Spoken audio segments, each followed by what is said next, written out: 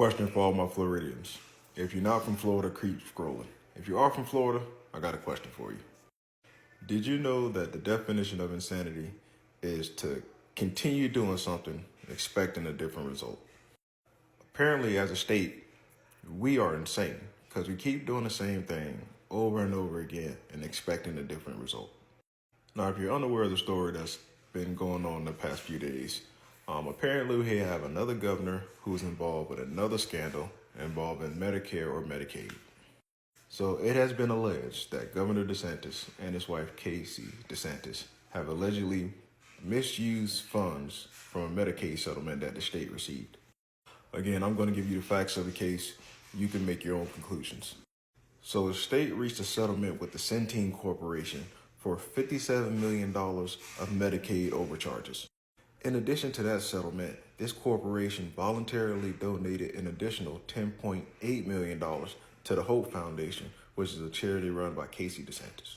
Now, on the surface, you would think, well, that was a kind gesture. They donated to a charity to help that charity do charitable things. However, this is where things go a little bit sideways. It is alleged that these funds were not used for charitable purposes, but were used to fund political opposition to the amendment to legalize trees here in Florida, and also to fund any potential gubernatorial aspirations of Governor DeSantis' wife, Casey Desantis. In addition, the state made it a requirement for any company that manages the care of anyone on Medicaid had to be contractually required to participate in the Hope Florida program.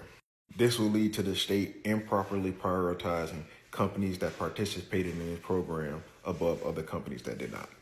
And if you don't know the history of Florida, our current Senator Rick Scott, who was governor here at one point in time, was another governor that was embroidered in the Medicare fraud, probably one of the biggest Medicare frauds in the history of the state, possibly the history of this country.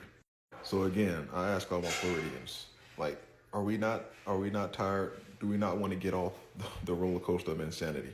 We keep doing the same thing, and these people keep showing us who they are time and time again. They tell us that we don't need Medicaid. They tell us that, we don't need these handouts. But at the same time, they're enriching themselves and taking advantage of these quote unquote handouts. The things that we don't need, the programs that we depend on to help supplement for the wages that we don't earn, we don't need, but it's perfectly fine for them to use these programs and exploit these programs and further enrich themselves and their aspirations.